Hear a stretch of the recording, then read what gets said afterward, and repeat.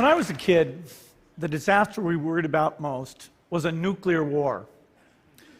That's why we had a barrel like this down in our basement, filled with cans of food and water. When the nuclear attack came, we were supposed to go downstairs, hunker down, and eat out of that barrel. Today, the greatest risk of global catastrophe doesn't look like this. Instead, it looks like this.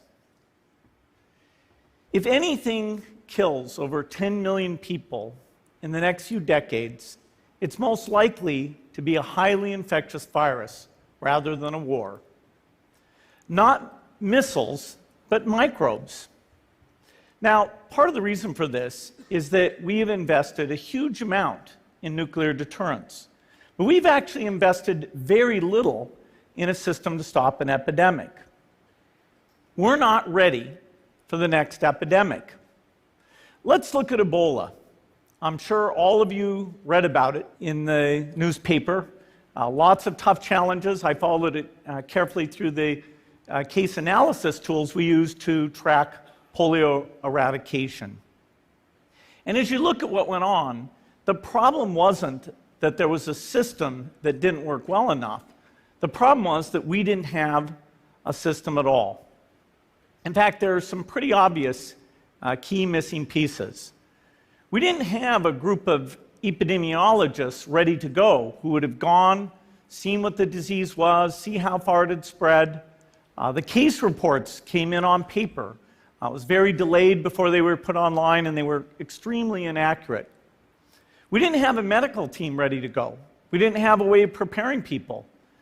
Now, Médecins Sans Frontières did a great job orchestrating volunteers, but even so, we were far slower than we should have been getting the thousands of workers into these countries.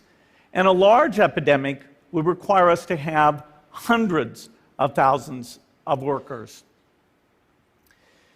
There was no one there to look at treatment approaches, no one to look at the diagnostics, no one to figure out what tools should be used.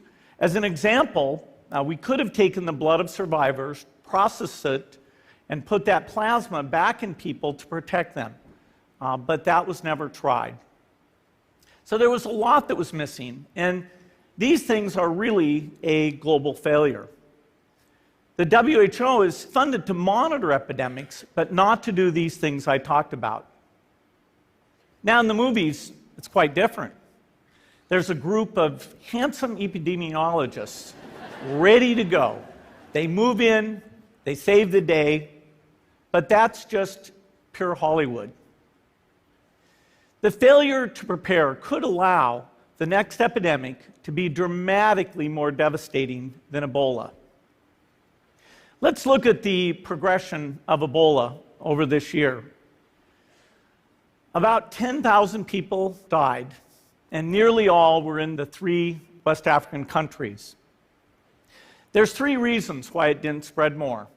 The first is there was a lot of heroic work by the health workers. They found the people and they prevented more infections.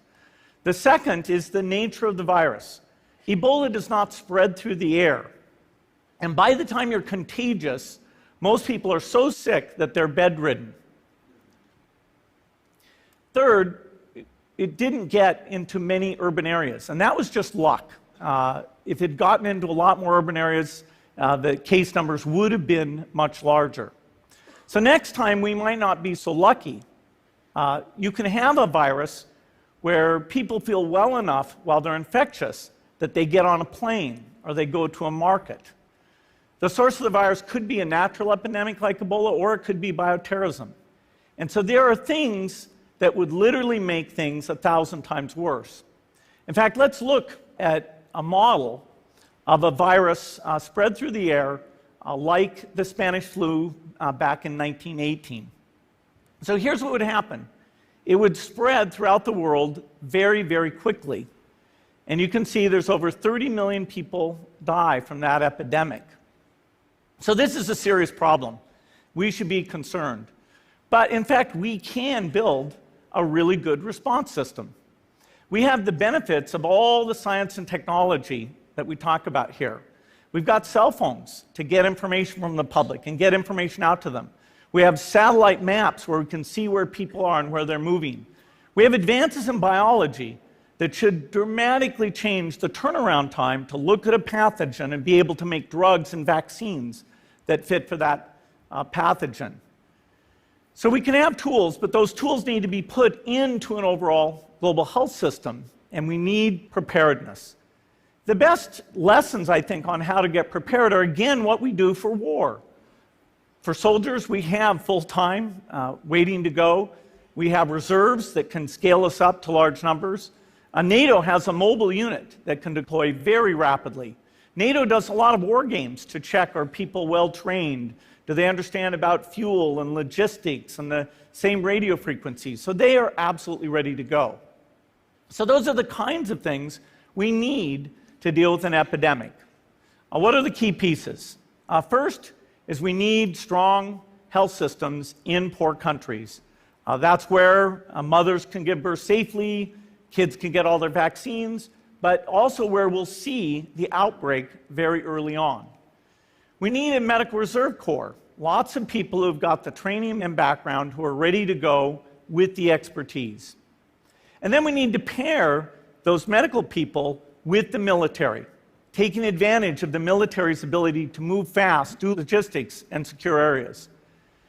We need to do simulations, germ games, not war games, so that we see where the holes are. The last time a germ game was done in the United States was back in 2001, and it didn't go so well. So far, the score is germs 1, people 0. Finally, we need lots of advanced R&D in areas of vaccines and diagnostics. There are some big breakthroughs, like adeno-associated virus, that could work very, very quickly.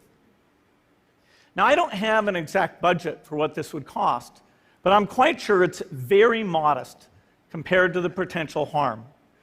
The World Bank estimates that if we have a worldwide flu epidemic, global wealth will go down by over $3 trillion, and we'd have millions and millions of deaths. These investments offer significant benefits beyond just being ready for the epidemic. The primary health care, the R&D, those things would reduce global health equity and make the world more just as well as more safe. So I think this should absolutely be a priority. There's no need to panic. We don't have to hoard cans of spaghetti or go down into the basement. But we need to get going because time is not on our side. In fact, if there's one positive thing that can come out of the Ebola epidemic, it's that it can serve as an early warning, a wake-up call to get ready. If we start now, we can be ready for the next epidemic. Thank you.